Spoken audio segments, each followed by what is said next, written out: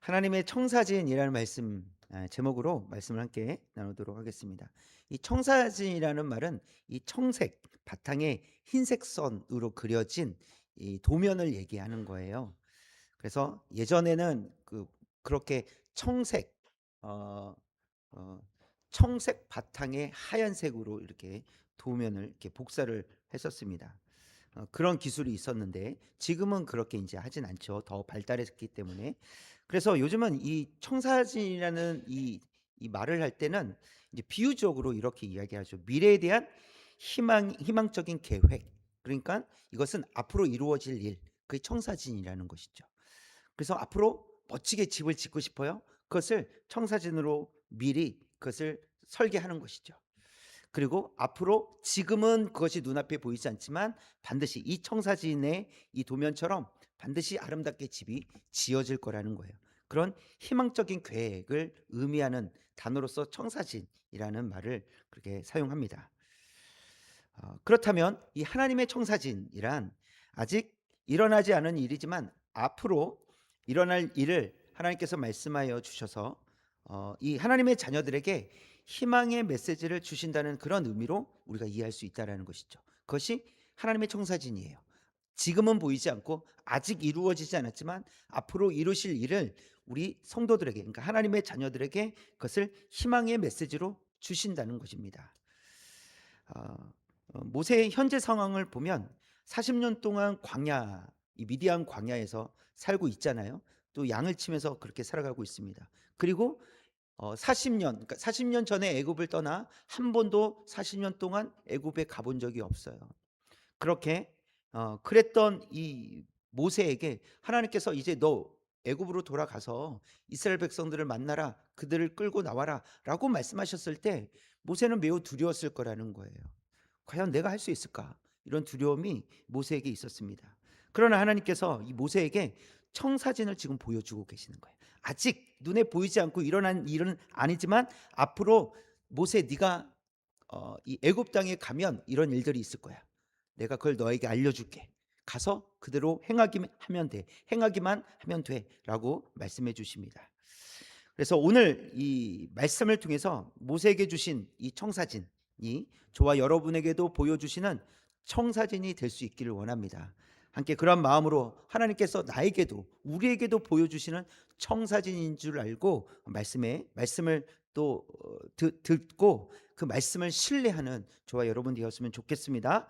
첫 번째, 그래서 보시면 시작. 하나님이 어떤 분이신지를 보여주십니다.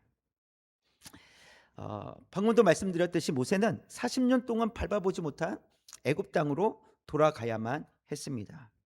그것도 사실 두려운 일인데, 그리고 애굽 왕 바로 앞에 서는 것도 두려운 일이고, 또 누구 앞에 서야 됩니까? 이스라엘 백성들 앞에 서야 되는 거예요.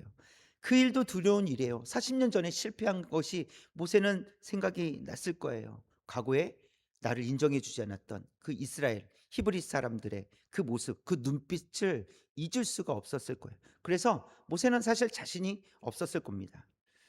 그리고 모세를 기억하고 있는 사람들도 얼마 남지 않았을 거예요.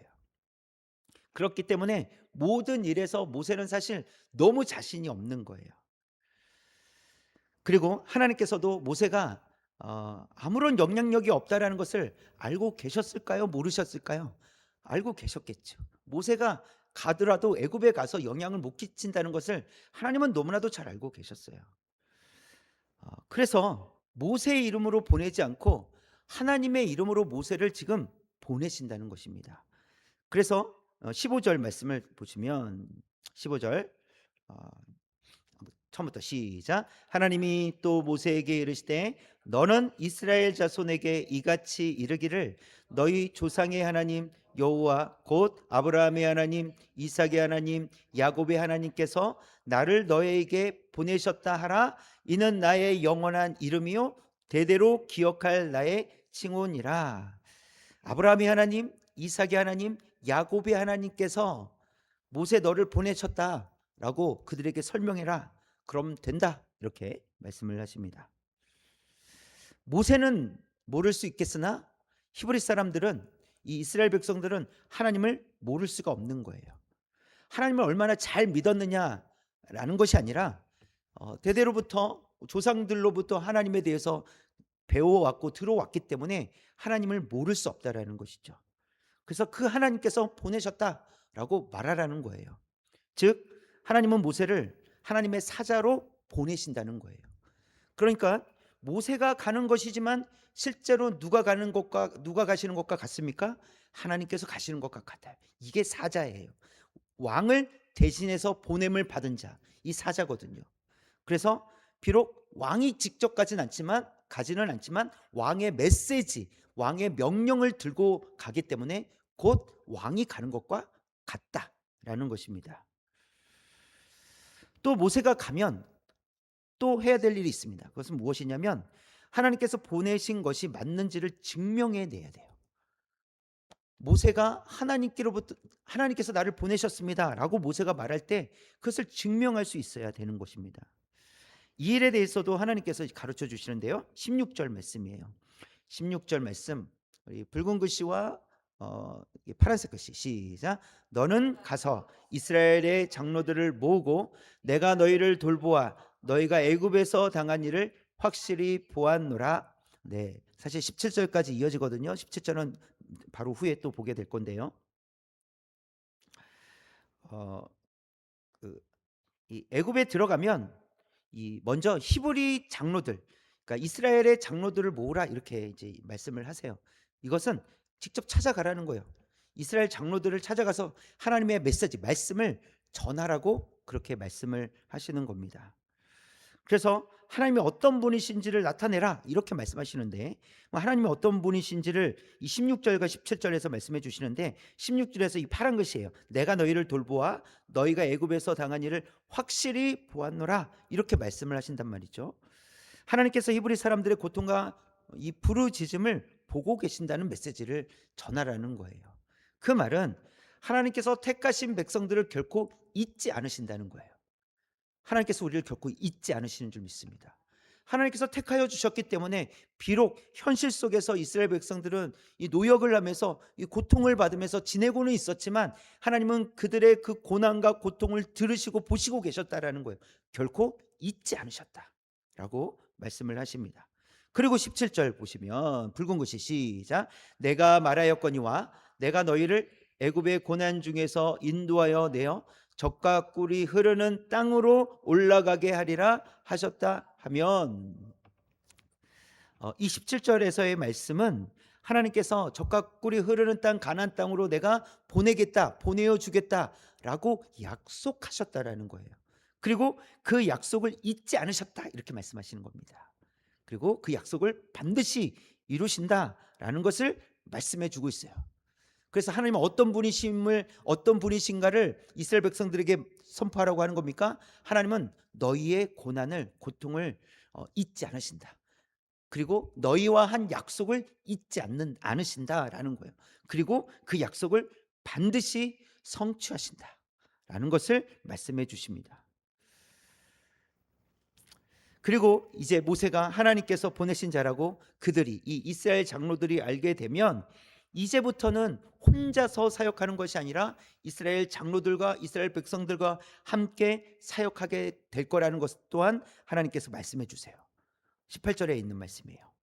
처음부터 시작. 그들이 내 말을 들으리니 너는 그들의 장로들과 함께 애굽 왕에게 이르기를 히브리 사람의 하나님 여호와께서 우리에게 임하셨은즉 우리가 우리 하나님 여호와께 제사를 드리려 하오니 사흘길쯤 광야로 가도록 허락하소서 하라. 그들이 내 말을 들으리니 이것은 이제 이스라엘의 장로들이 듣는다는 거예요. 앞으로 일어날 일이죠. 들을 거다. 내가 너에게 말한 대로 그렇게 가서 이야기하면 그들이 들을 거야. 그 다음에 어떻게 합니까? 너는 그들의 장로들과 함께 애굽 왕에게 이르기를 이제는 애굽 왕에게까지 가서 그것을 선포하라. 내 메시지를 선포하라. 이렇게 말씀을 하고 계십니다. 근데 이때 모세 혼자 가는 것이 아니라 누구와 함께 갑니까? 장로들과 함께 가서 혼자가 아니라는 거예요. 그들이 모세의 말을 들을 수 있는 이유는 모세가 말을 잘해서가 아닙니다. 모세가 영향력 있는 사람이기 때문도 아니에요. 우리가 말을 잘하면 예수님을 믿는 게 아니에요. 우리가 설득력 있게 이야기하면 예수님을 믿는 것이 아니에요. 물론 하나님께서는 우리를 도구로 사용하십니다. 그래서 설득력 있게 말하는 것이 더 그 사람에게 도움을 줄 수 있는 방법이긴 하죠. 그러나 구원은 우리가 말을 잘해서 구원을 얻는 게 아니라는 거예요. 하나님께서 구원해 주셔야 구원을 얻을 수 있습니다. 어, 그래서 어, 이 모세의 영향력 때문에 그들이 이 장로들이 하나님을 믿는다. 또 모세가 전한 말을 믿겠다고 하는 것이 아니라 하나님 때문이시다라는 거예요. 그래서 모세의 입을 통해서 하나님이 당신들을 기억하고 잊지 않으셨습니다. 항상 기억하고 계십니다. 라는 것과 또 하나님은 약속을 잊지 않으셨습니다. 그리고 그 약속을 지키시기 위해서 저를 여러분에게 보내셨습니다.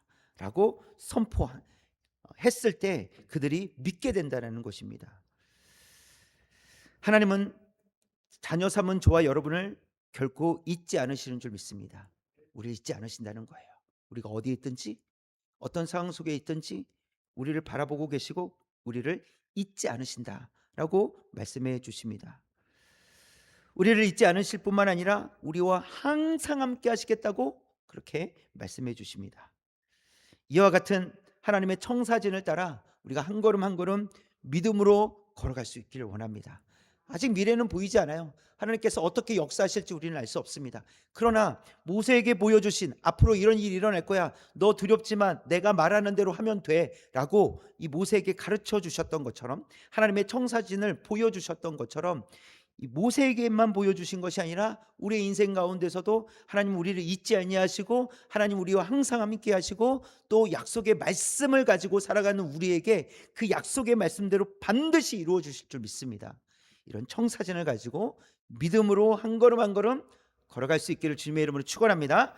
두 번째, 시작. 높고 위대하심을 드러내시는 하나님을 보여주십니다. 하나님께서 모세에게 장로들과 함께 바로에게 찾아가서 하나님께 제사 드릴 수 있도록 허락을 받아라 이렇게 이제 말씀을 하시는데요. 그러나 또 그렇게 말하지만 이 애굽 왕 바로는 쉽게 허락해 주지 않을 거라고 그렇게 이야기를 합니다. 19절 말씀인데요. 19절 시작. 내가 아노니 강한 손으로 치기 전에는 애굽 왕이 너희가 가도록 허락하지 아니하다가 예. 그러니까 쉽게 보내주지 않을 거라는 거예요. 어, 이 애국 왕의 입장에서는 너무나도 사실 당연한 일입니다. 왜냐하면 이 히브리 사람, 이 이스라엘 백성들의 애굽을 빠져나가게 되면 이 국가적으로 손실이 크기 때문에 그래요. 그들의 노동력이 굉장히 많았거든요. 어, 그러면 그들이 빠져나가면 그 일을 누가 합니까? 애굽 백성들이 해야 되잖아요. 근데 애굽 백성들은 노예가 아니란 말이죠. 그래서 다 대가를 치러야 되는 거예요. 쉬운 일이 아닙니다. 그렇기 때문에 바로뿐만이 아니라 어느 나라 왕이든지 바로와 같았을 거라는 거예요. 바로처럼 행동했을 거라는 것이죠. 그러나 하나님께서 지금 이 바로에 대해서 말씀을 하시면서 이 바로의 완악한 마음을 문제 삼고 계시다라는 거예요. 그래서 장로들이 함께 가서 말해도 소용없다는 것을 하나님께서 알고 계셨습니다. 그래서 이제 하나님께서 그럼 어떻게 하실까? 모세와 장로들이 가서 말해도 듣지 않을 텐데 그러면 어떻게 하시겠다는 것일까? 20절에서 그것을 말씀해 주십니다. 20절 시작. 내가 내 손을 들어 애굽 중에 여러 가지 이적으로 그 나라를 친 후에야 내가 너희를 보내리라. 내가 내 손을 들어. 그러니까 누가 하시겠다라는 거예요? 하나님께서 하시겠다는 거예요. 이제 내가 직접 가서 내가 하겠다. 내가 그곳에 임재해서 내가 직접 그들을 치겠다. 이렇게 말씀을 하고 계십니다. 그래서 하나님께서 애굽을 치실 때 이 바로의 완악한 마음이 꺾일 거라고 말씀해 주십니다. 그래서 이 내용은 이 7장부터 실제로 10가지 재앙이 시작이 돼요. 그 10가지 재앙을 말씀하시는 것인데 10가지 재앙을 통해서 하나님께서는 이 애굽 왕 바로를 길들이시었다는 것을 우리가 알 수 있습니다. 비록 이 9번째 재앙 때까지 마음이 완악하여 이스라엘 백성들을 하나님께서 말씀하신 대로 보내지 않거든요. 그러나 이 재앙들을 통해서 바로가 깨달은 것은 무엇이냐? 바로가 알게 된 것은 무엇이냐면 나는 하나님을 이길 수 없다는 것을 알게 되는 거예요. 내가 아무리 애써도 안 되는구나 라는 것을 바로는 알게 된다는 것입니다. 또 10번째 재앙에서는 애굽의 모든 장자들이 죽임을 당하게 됩니다. 그래서 이 바로는 모든 장자들이 죽임을 당하는 것을 보고 야, 이거는 애굽이 사라질 수도 있겠구나, 이런 위기의식까지 느끼게 됩니다. 사실 장자가 죽었다는 것은 대가 끊어졌다는 것이잖아요. 이것은 한 가정으로서도 그렇고 나라를 생각해도 그렇고 이거는 정말 큰 일이 벌어진 거예요. 그것도 그냥 왕의 장자만 죽은 것이 아닙니다. 모든 애굽 백성들의 장자, 그 짐승의 첫째 새끼까지 다 죽었다라는 거예요. 그러면 그들이 그런 장면, 그런 상황들을 경험하면서 야, 이것은 나라가 없어질 수도 있겠구나라는 위기 의식을 가질 수밖에 없었다라는 것이죠. 뿐만 아니라 바로는요, 자기들이 믿는 애굽의 신들도 히브리인들이 믿는 여호와 하나님을 이길 수 없다라는 것을 깨닫게 되는 것입니다. 그래서 하나님께서는 그들에게 알리시기 위해서, 그리고 이스라엘을 구원하시기 위해서 직접 임재하셔서 높고 위대하심을 드러내시겠다라고 말씀을 하십니다. 남유다가 망한 후에, 이 바벨론에게 남유다가 망했는데 그 후에 이 바벨론 왕 중에 벨사살이라는 왕이 있었어요. 이 왕이 예루살렘 성전에서 이 탈취한 금 그릇과 은 그릇을 가지고 술을 마시는 것을 즐겨 했습니다. 어느 날 그렇게 술을 마시다가 손가락이 나타나는 거예요. 그리고 벽에다가 글을 쓰는 것을 보게 됩니다. 그냥 그림으로 좀 보시면 이런 장면이에요. 손가락이 보이는 거예요. 손가락. 사람 전체가 보이는 게 아니라 손가락이 나와 벽에다가 글씨를 쓴 거예요. 당시 이 바벨론은 가장 강대국, 힘 있는 나라였기 때문에 무서울 게 없었어요. 그러나 벨사살은 손가락을 보고 매우 두려워하는 것을 보게 됩니다. 그것을 다니엘서 5장 6절에 기록을 하고 있어요. 그것을 묘사해 주고 있는데요. 시작. 이에 왕의 즐기던 얼굴빛이 변하고 그 생각이 번민하여 널쩍다리 마디가 녹는 듯하고 그의 무릎이 서로 부딪힌지라. 보세요. 얼굴빛이 흑색으로 변한 거예요. 그렇죠? 그의 생각이 두려워진 거예요. 그리고 널쩍 다리가 마디가 녹는 듯하고, 이 마지막이 참 묘사가 리얼합니다. 네, 무릎이 서로 부딪힌지라 달달달달 떤다는 거예요. 무릎이. 그런 거 우리 있잖아요. 막 영화나 뭐 이런 거 보면 그런 거 묘사하잖아요. 막. 근데 진짜 무서우면 일어나 힘이 빠진다. 아우, 힘이 빠져 못 서 있겠다 이러잖아요. 그러니까 힘이 빠지니까 힘이 없어서 이렇게 덜덜덜 떠는 거예요. 매우 무서워했다라는 것을 보여줍니다. 그래서 하나님께서 우리에게 이 말씀을 통해서 보여주시는 메시지, 가르쳐 주시는 메시지가 5장 28절에 나와요. 시작. 베레스는 왕의 나라가 나뉘어서 메대와 바사 사람에게 준바되었다 함이니이다 하니, 그러니까 지금 나라를 나누겠다, 나라를 나눠서 주겠다, 이런 분리시키겠다, 이런 의미인데, 그 벽에 쓰인 글이 메네메네 데겔 우바르신이라는 그런 말이 쓰여졌어요. 이것은 이거예요. 개수하다, 무게를 달다, 나누다, 이런 의미가 있어요.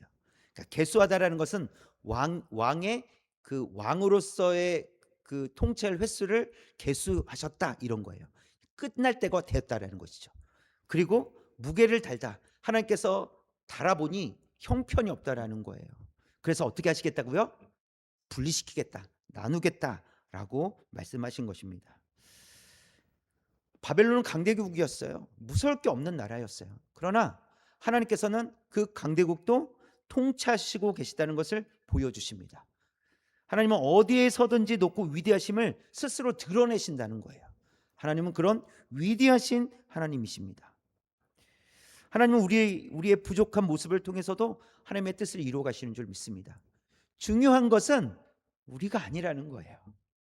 중요한 것은 하나님이 어떠하신 분인지를 아는 거예요. 하나님이 어떤 분이신지를 아는 게 중요합니다. 우리는 연약해요. 우리는 약해요.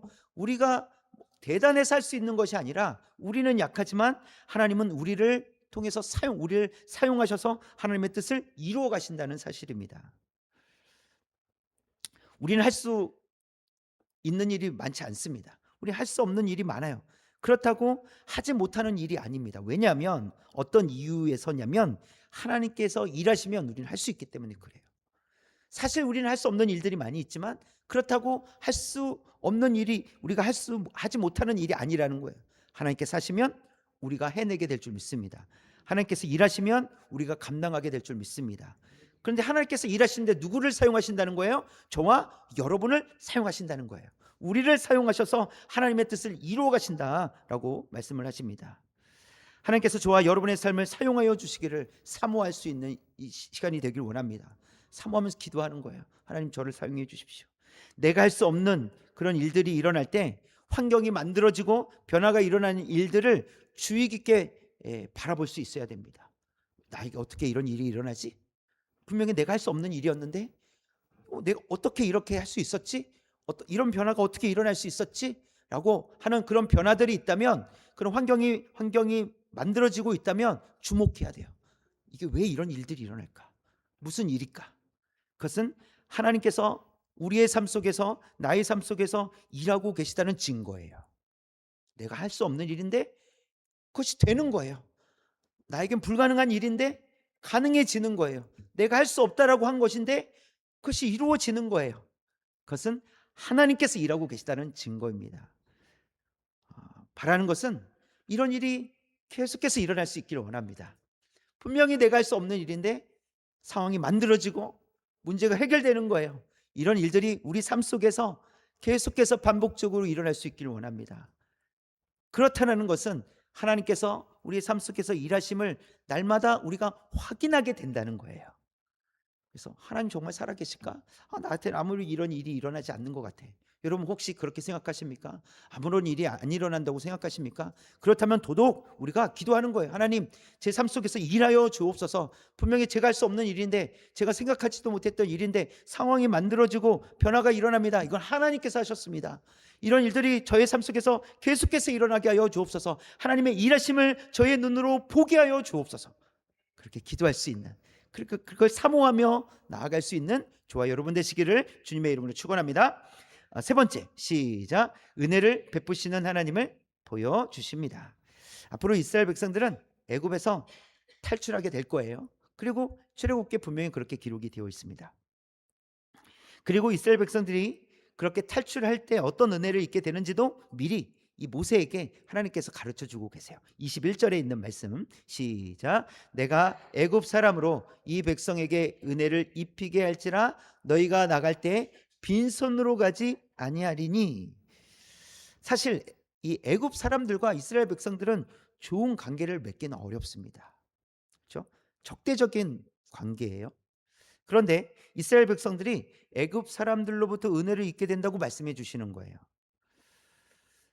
그냥 단순하게 생각하면 하나님께서는 대적으로부터도 은혜를 입게 하시는 분이시다라는 사실이에요. 하나님께는 그런 게 문제가 되지 않는다는 거예요. 아니, 나랑 적대적인 관계인데, 대적을 하는데 그로부터 어떤 은혜를 내가 입을 수 있겠습니까? 내가 그 사람에게 받을 게 뭐가 있겠습니까? 도움받을 수 있는 게 뭐가 있겠습니까? 쳐다도 보기 싫은데 뭐 이럴 수 있죠. 그러나 하나님은 대적으로부터도 은혜를 입게 하시는 분이시다. 하나님께는 불가능한 일이 없으시다라는 거예요. 그렇다고 애굽 사람들이 은혜를 베풀었다라고 표현하는 것이 정확한 표현 같지는 않아 보여요. 더 자연스러운 표현은 이런 거예요. 하나님께서 애굽 사람들에게서 빼앗아 이스라엘 백성들에게 주셨다. 이 표현이 더 정확한 표현이에요. 그러니까 애굽 사람들이 이거 가져가세요라고 친절하게 은혜를 베풀어 줬다기보다는 하나님께서 그들의 것을 빼앗아 이스라엘 백성들에게 주셨다. 이런 표현이 더 잘 어울리는 것인데, 22절에 있는 말씀을 보시면 붉은 글씨 시작. 너희는 애굽 사람들의 물품을 취하리라. 이렇게 말씀하셨단 말이에요. 너희는 애굽 사람들의 물품을 취하리라. 그런데 이것을 현대어 성경으로 보면 붉은 글씨 시작. 너희는 이런 식으로 애굽을 털어가게 될 것이다. 표현이 더 리얼하죠. 확실한 표현이죠. 취하다라는 것은요, 빼앗다, 약탈하다 이런 의미예요. 그래서 털어가게 될 것이다. 이게 맞는 표현이죠. 약탈하다, 빼앗다. 그러나 여러분 생각해 보십시오. 사실 누가 더 힘이 셉니까? 이스라엘 백성이 힘이 셉니까? 애굽 사람이 힘이 셉니까? 그러니까 누가 더 힘이 더 있느냐고 묻는 게 맞는 것 같아요. 애굽 사람이 더 힘이 있습니까? 이스라엘 백성들이 더 힘이 있습니까? 애굽 사람이 더 힘이 있잖아요. 왜냐하면 애굽 사람들 애굽 왕의 보호를 받고 있잖아요. 힘 있는 나라의 백성들이잖아요. 그래서 이스라엘 백성들이 협박해서 빼앗은 것은 아니라는 거예요. 그럼 왜 애굽 사람들은 순순히 나중에 일어난 일이지만 순순히 줄 수 있었을까? 그것은 하나님을 두려워했기 때문이라는 사실입니다. 여러분, 애굽 사람들은 이스라엘 백성들을 두려워하지 않습니다. 노예로 계속 지냈는데 뭐가 두렵겠습니까? 그들이 힘은 자기들이 더 세다고 생각해요. 두려워하지 않습니다. 그러나 이스라엘 백성들과 함께 계신 하나님을 그들은 두려워했다라는 거예요. 이게 중요합니다. 여러분, 우리가 대단해서 우리를 두려워하게 될지 않다는 거예요. 그러나 우리와 함께 계신 하나님을 대적들은 두려워하게 될 거라는 것입니다. 그래서 만약 이스라엘 백성들의 요구를 들어주지 않으면 아마 더 큰 화를 입을 수 있다는 그런 두려움 때문에 이스라엘 백성들이 요구하는 대로 다 들어주는 거예요. 그것도 주십시오. 가져가십시오. 이렇게 하는 거예요. 그것도 주십시오. 가져가십시오. 싫지만 주는 거예요. 그렇기 때문에 이런 식으로 애굽을 털어가게 될 것이다. 하나님께서 그들에게서 빼앗아서 이스라엘 백성들에게 주셨다라는 표현이 더 맞는 표현인 것이죠. 이스라엘 백성들의 입장에서도 어떻게 생각하겠습니까? 이것은 하나님께서 빼앗아 우리에게 주셨다, 이렇게 생각할 수밖에 없어요. 또 조금 다른 각도로 생각을 해보면 애굽에서 그동안 고되게 노동을 했잖아요. 그것에 대한 보상을 하나님께 주신다, 이런 마음이 있었을 수도 있겠죠. 뭐 정확하진 않지만 어쨌든 아직 일어난 일은 아니지만 앞으로 일어날 일을 말씀하시면서 하나님께서 하시는 일에는 반드시 은혜가 있다는 것을 우리에게 말씀해 주시는 거예요. 어떤 식으로든 하나님께서 은혜를 베푸신다는 거예요. 대적의 손에서까지도 그 은혜를 입게 하신다라고 말씀해 주십니다. 마찬가지로 이미 그려놓으신 하나님의 청사진 속에 우리가 받을 은혜가 그려져 있음을 믿습니다. 반드시 하나님께서 준비하셨다라는 거예요. 그런데 아직은 우리 눈에 보이지 않을 수 있습니다. 아니, 이미 우리가 받은 은혜도 있어요. 이미 받은 은혜 때문에 하나님의 자녀가 되었잖아요. 그리고 우리가 앞으로 살아가는 이 삶 속에서도 아직 눈에 보이지 않지만, 아직 우리가 확인할 수는 없지만 하나님께서 청사진을 그려 놓으셨는데 그 청사진 속에는 하나님의 은혜가 가득 넘친다는 것입니다. 반드시 우리에게 은혜 베풀어 주실 줄 믿습니다. 그렇기 때문에 우리가 이스라엘 백성들처럼 어려움에 처해 있을 때에도, 낙심되는 일이 있을 때에도, 해결되지 않은 문제가 있는 그런 상황 속에서도 반드시 은혜를 베풀어 주실 하나님을 바라볼 수 있기 원합니다. 여러분, 하나님 살아계십니까? 여러분의 하나님은 살아계십니까? 우리의 하나님은 살아계십니까? 하나님은 살아계십니다. 지금도 역사하십니다. 하나님은 지금도 일하고 계십니다. 우리에게 은혜를 베풀어 주시는 하나님이신 줄 믿습니다. 그 하나님만 신뢰하며 살아갈 수 있는, 그래서 하나님께서 오늘 말씀을 통해서 앞으로 될 일을 이 모세에게 보여주셨던 것처럼 우리에게도 보여주시고 계시다는 이 사실을 믿고 하나님의 은혜를 사모하며 살아가는 저와 여러분 되시기를 주님의 이름으로 축원합니다.